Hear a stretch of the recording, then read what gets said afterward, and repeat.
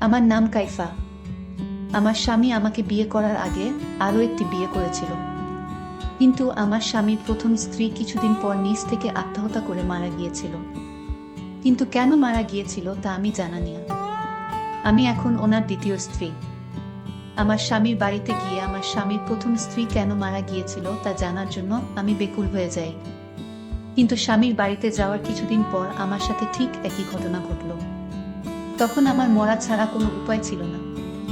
বাকি ঘটনাটা গল্পতেই বলি। কি প্রকাণ্ড একটা বাড়ি, চারদিকে খুব উঁচু করে প্রাচীর দেয়া, লোহার নিশ্চিদ্র গেট, চারপাশে কোনো আলো নেই, সব মিলিয়ে বন্দিখানা বলা চলে। এই বাড়িটাই জিহাদের। কাইফা ভয়ে ঢোক গিলে। কিভাবে এখানে থাকবে সে, বাবা মা, দাদি, নীলু বাবা আর মোজাম্মেলকে ছেড়ে? বাড়িতে ঢোকার পর একজন বয়স্ক পুরুষ আর একজন কম বয়সী মেয়েকে দেখতে পেল ওরা। দুজনই সবুজ পাড়ের সাদা শাড়ি পরে আছে, হাতে মোমদানি। জিহাদ বলল, ইলেকট্রিসিটি নেই, একটু পর চলে আসবে, তোমরা চিন্তা করো না। বয়স্কা পুরুষটি কাইফাকে দোতলার একটা রুমে নিয়ে গেল। রুমটা সাজানো, চারপাশে মোমবাতি জ্বালিয়ে রাখা আছে। কাইফার সাথে নীলু আর মোজাম্মেলও ছিল। পুরুষটি বলল, আপনারা এখন গেস্ট রুমে যান, স্যার আসবে।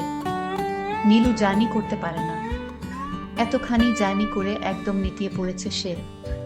তাই কাইফাকে বিদায় জানিয়ে নীলু আর মোজাম্মেল চলে গেল। কাইফার খুব ভয় ভয় করতে লাগলো।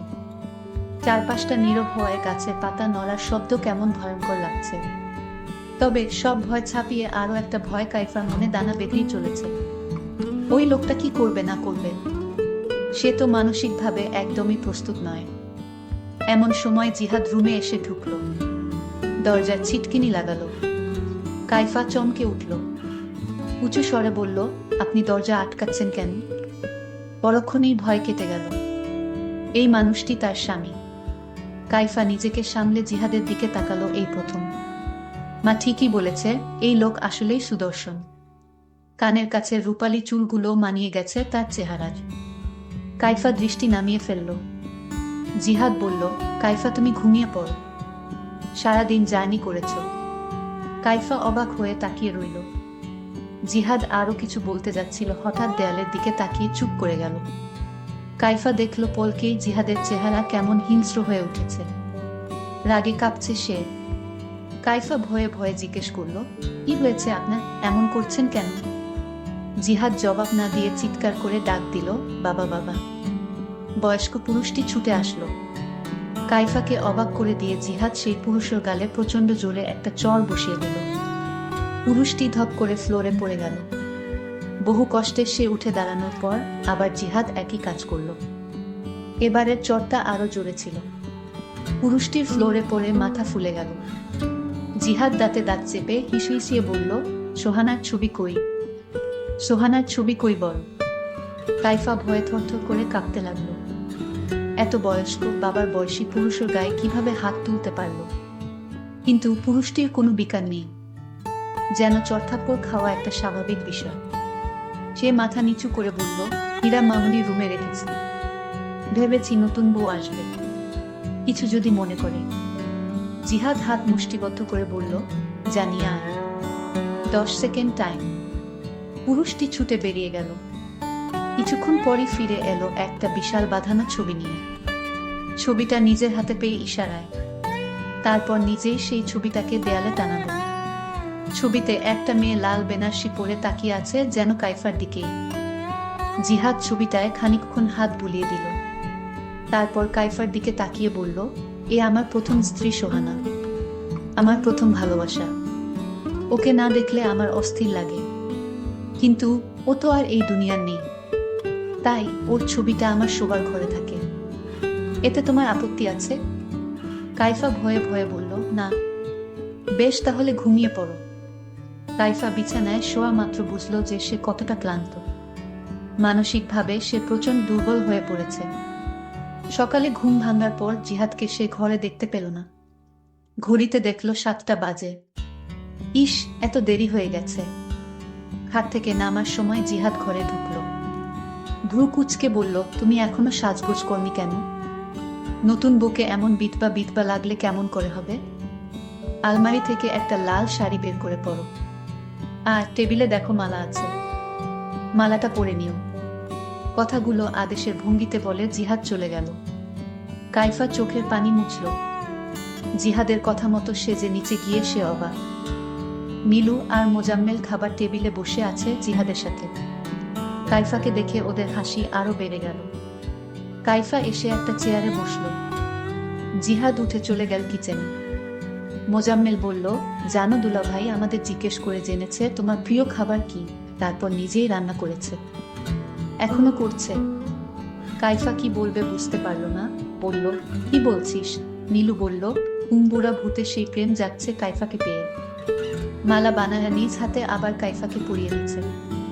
মোজাম্মেল বলল, উফ আপু, তোমার বেশি মুখ চলে। বুড়ো বুড়ো করো না তো, ছোটাপুর কষ্ট হবে। বলেই ওরা হাসতে লাগলো। বাবা থামিয়ে নীলু বলল, যতটা খারাপ প্রথমে ভেবেছিলাম উনি আসলে ততটা খারাপ না রে। কাইফা শুকনো মুখে তাকিয়ে রইল। লোকটাকে তো কাল রাতে খুব খারাপ মনে হয়েছিল। সে কি আসলে ভালো নাকি কাইফা কিছুই বুঝতে পারল না। কাইফা অনেকবার ভেবেছিল নীলুকে গত রাতের ঘটনা খুলে বলবে, কিন্তু তাকে তো একা পাওয়াই যাচ্ছিল না। সারাক্ষণ সে আর মোজাম্মেল জিহাদের সাথেই আড্ডা দিচ্ছিল। কি বাবা খুশি সবাই, কি দরকার আবার সবার মন নষ্ট করার। কাইফা তাই চুপ করেই রইল। কিছুক্ষণ পর নীলু আর মোজাম্মেল চলে যাবে। নীলু আমার ছোট বোন আর মোজাম্মেল হলো আমার ছোট ভাই। তারা বলল আজ চলে যাবে। মোজাম্মেলের কলেজ খোলা। কাইফা তবুও বলল আরেকটা দিন থেকে যেতে।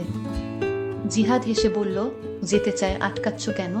যখন মন চাইবে তখনই গাড়ি পাঠিয়ে ওদের নিয়ে আসব। চোখের পানি মুছে কাইফা ওদেরকে বিদায় দিল। জিহাদও অফিসে চলে গেল। একবার কাইফার দিকে তাকালো না। কাইফা একা একা কি করবে ভেবে পেল না। সে বাবা নামের পরিচারিকাটির কাছে গেল। বলল, কাল রাতে উনি যেই কাজটা করেছে সেটার জন্য আমি আপনার কাছে দুঃখিত বাবা। মানে আমার শ্বশুর। বাবা চুপ করে রইল। কাইফা আরো কিছুক্ষণ গল্প করার চেষ্টা করল, কিন্তু বাবা বলল, বোমা এ বাড়িতে মালিক শ্রেণীর কারো সাথে অকারণে কথা বলা নিষেধ। এতে মালিকদের অপমান হয়। জিহাদ জানলে খুব রাগ করবেন। কাইফা অবাক হয়ে তাকিয়ে রইল। এত বড় বাড়িতে একা একা সে করবেটা কি? কোনো কাজও তো নেই। কাইফা দোতলায় উঠে গেল। যাওয়ার সময় বাবা পিছন ডেকে বলল, বোমা চিলে কোঠার ঘরে যাওয়া জিহাদের নিষেধ আছে, ওখানে যাবেন না। বাকি সব চাইলে ঘুরে দেখতে পারেন। কাইফা বেডরুমে এসে বসে রইল। তার ডায়েরিটা বের করল। লিখল, মা, আমার অনেক ভয় করছে। আমি তো এখনো অনেক ছোট, এখনো মানুষের মধ্যে থাকা অন্য রূপ ধরতে শিখিনি। কে খারাপ কে ভালো বুঝিও না। কেন তুমি আমাকে এত দূরে সরিয়ে দিলে? আমার খুব মন চাইছে এসব কিছু ছেড়ে ছুড়ে তোমার কাছে চলে আসি। কাইফা লেখা বন্ধ করল। দেয়ালে থাকা সোহানার ছবির দিকে তাকিয়ে রইল। ছবিতে সোহানাকে খুব হাসি খুশি দেখাচ্ছে। কাইফার মনে হলো ছবিটির হাসির মধ্যে রয়েছে বিদ্রুপ। সে যেন বলছে, দেখেছিস আমার স্বামী এখনো আমাকেই ভালোবাসে। কাইফার হঠাৎ মনে পড়ল যে জিহাদ আর সোহানার তো একটা মেয়ে আছে। সে কি এই বাড়িতে থাকে না? মেয়েটার নাম সম্ভবত হীরা। গতরাতে বাবা বলেছিল। কাইফা হীরাকে খুঁজতে লাগল। দোতলার শেষ ঘরটার দরজা খোলা। কাইফা একটু উকি দিয়ে দেখল একটা 10-12 বছর বয়সী মেয়ের হাত পা বাঁধা। কম বয়সী কাজের মেয়েটি তাকে খাইয়ে দেওয়ার চেষ্টা করছে। হঠাৎ কাইফাকে দেখে কাজের মেয়েটি বিস্ফোরিত চোখে তাকালো।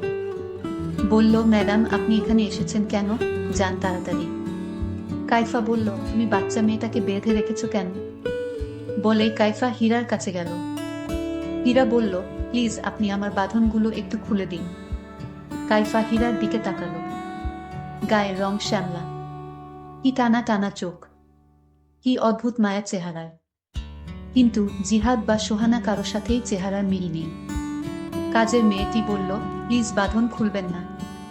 কাইফা কোনো কথা শুনল না। বাঁধন খুলে দেওয়ার সাথে সাথে ঘটালো অদ্ভুত এক ঘটনা।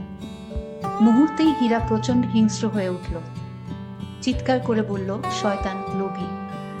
আমার মায়ের জায়গা কাউকে নিতে দেব না বলে আচমকা কাইফাকে চড় মেরে বসল। এগিয়ে এসে কাইফাকে ধাক্কা দিয়ে ফেলে দিল। কাজের মেয়েটি কোনো রকমে হীরাকে ধরে রাখল। কাইফা ভয়ে দৌড়ে নিজের রুমে এসে দরজা আটকে দিল। তার সারা শরীর কাঁপতে লাগলো। একটু পর দরজার কড়া নাড়ার শব্দ শুনে সে আরো শিউরে উঠল। কিন্তু ওপাশ থেকে আওয়াজ আসলো, ম্যাডাম, আমি কাজের মেয়ে শিখা, দরজা খুলুন। কাইফা দরজা খুলে শিখাকে জড়িয়ে ধরে কেঁদে ফেলল।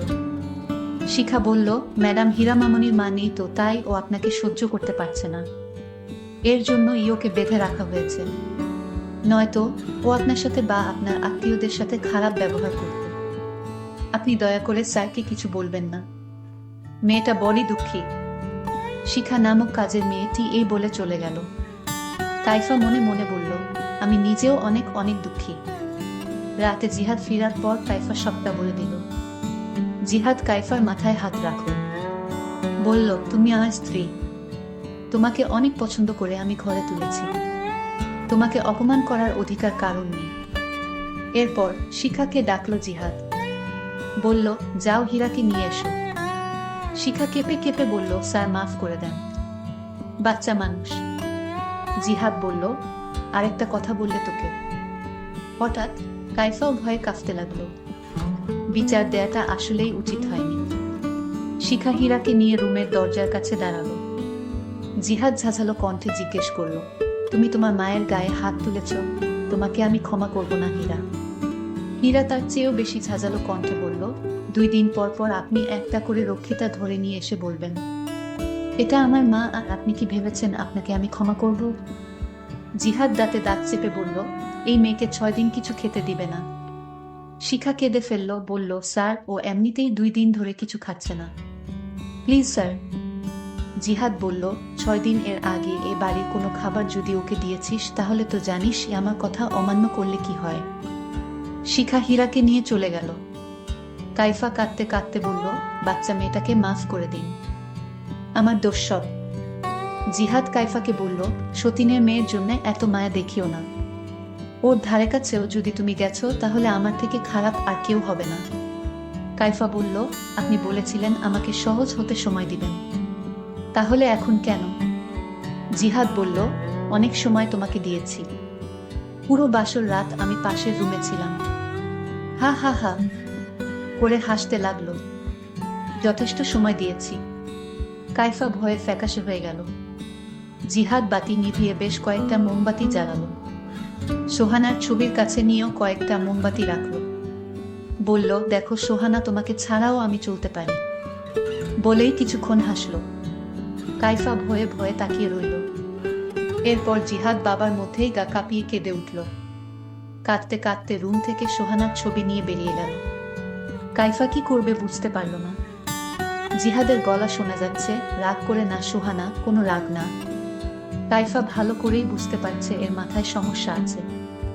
সে খুব বড় বিপদে ফেসে গেছে। এখান থেকে পালাতেই হবে। তারপর আমি যখন পালানোর জন্য তৈরি হলাম, তখন আমার শ্বশুর আব্বা আমাকে বলল, বোমা, তুমি এভাবে পালিয়ে যেও না। জিহাদকে যদি তোমার ভয় লাগে তাহলে তুমি আমার রুমে থাকো, তাও তুমি পালিয়ে যেও না। শ্বশুরের কথা আমি কিছুতেই ফেলতে পারিনি। আর তাই শ্বশুরকে বললাম, আপনার ছেলের মাথায় কি কোনো সমস্যা আছে? শ্বশুর বলল, না, সমস্যা নেই, তবে তার প্রথম স্ত্রী মারা যাওয়ার পর থেকে মাঝে মাঝে এরকম হয়ে যায়। শ্বশুর অনয় বিনয় করে বলল, মা, তোমার যদি ভয় করে তাহলে তুমি আমার রুমে থাকো। একদিন পার হয়ে গেলেই দেখবে জিহাদ আগের মতো হয়ে গেছে। তোমার সাথে ভালো আচরণ করবে, তাকে ভালো হতে একটু সময় লাগবে। তোমার যত্ন পেলে সে তাড়াতাড়ি সুস্থ হয়ে উঠবে। তবে আমি মনে মনে চিন্তায় পড়ে গেলাম, সুর তার রুমে থাকতে কেন বলল? এর মধ্যেও কি রহস্য আছে? আরও তো অনেক রুম পড়ে আছে, ওই রুমে থাকার কথা না বলে শ্বশুর তার নিজের রুমে থাকার জন্য কেন বলল? ঠিক আছে, দেখি কি হয়। আমি শ্বশুরের রুমে আমার স্বামীর ভয়ে শুয়ে পড়লাম। আমার শ্বশুর নিচে পাটি বিছিয়ে শুয়ে পড়ল, আর আমি কাঠে শুয়ে পড়লাম। কিন্তু আমার চোখে কিছুতেই ঘুম আসতেছিল না। আমি ঘুমানোর চেষ্টা করলাম। হঠাৎ স্বামীর ডাক শুনতে পেলাম। স্বামী আমার নাম ধরে ডাকতে লাগলো, কাইফা, এই কাইফা, তুমি কোথায়? শুনছো না? তোমায় আমি ডাকছি। কাইফা তার স্বামীর কথাগুলো শুনতে পেল। কিন্তু কোনো উত্তর দিল না। তারপর আমার স্বামী নিশ্চুপ হয়ে ঘুমিয়ে গেছে মনে হয়। আমার শ্বশুর ভেবেছিল আমি ঘুমিয়ে গেছি, তাই শ্বশুর ধীরে ধীরে পাটি থেকে উঠল।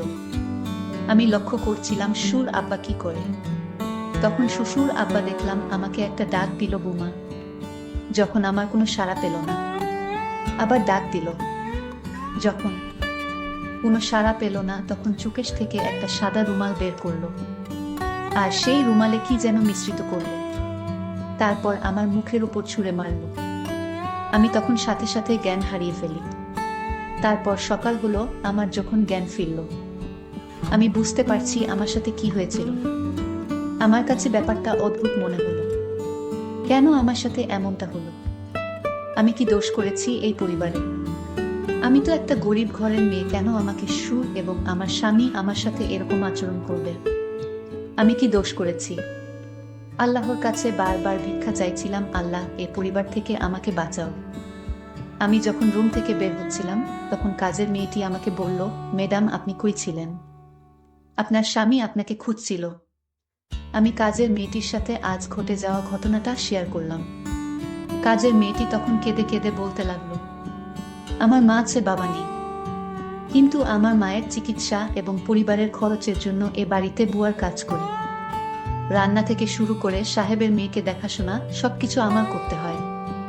আচ্ছা, তোমাকে একটা প্রশ্ন করি। কাজের মেয়েটি বলল, কি বলবেন বলেন ম্যাডাম। আমি তখন কাজের মেয়েটিকে জিজ্ঞেস করেছিলাম, তুমি তো এ বাড়িতে অনেকদিন যাবত আছো, আচ্ছা, জিহাদের প্রথম স্ত্রী কিভাবে মারা গিয়েছিল?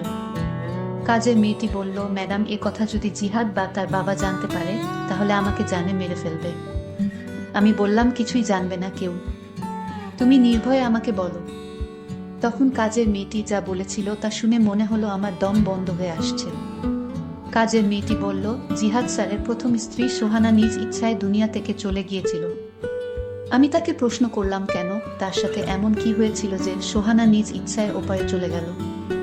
কাজের মেয়েটি বলল, সব কারণ জিহাদের বাবা মানে সোহানার শ্বশুর। সোহানার শ্বশুর সোহানার সাথে অদ্ভুত আচরণ করত।